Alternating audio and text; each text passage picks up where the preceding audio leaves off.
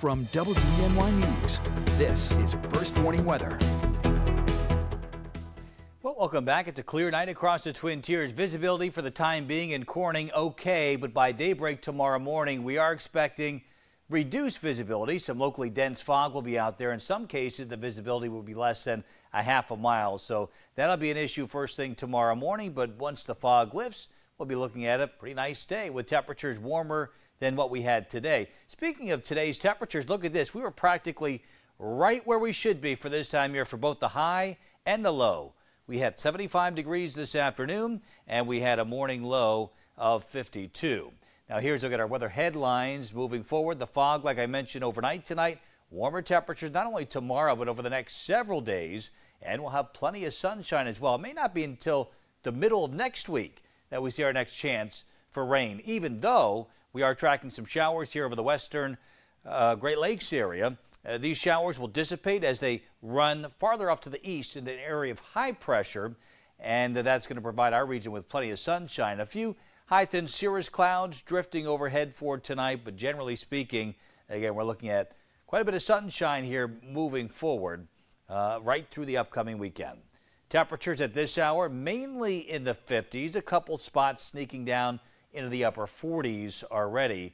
So we have a cool night in store, but a nice warming trend as high pressure centered to our east going into Thursday, allowing for a southerly wind flow, and that's going to keep the temperatures well above average, a good 10 degrees above average in the coming days.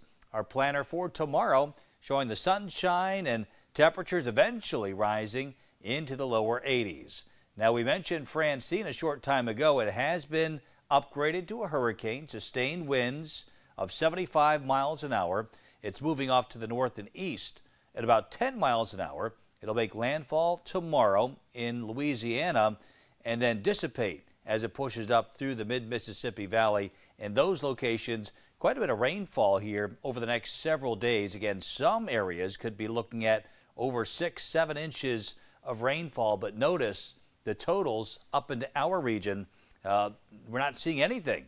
We're going to be protected by an area of high pressure. So despite the tropical system off to our south and west, we're not going to see any rainfall locally.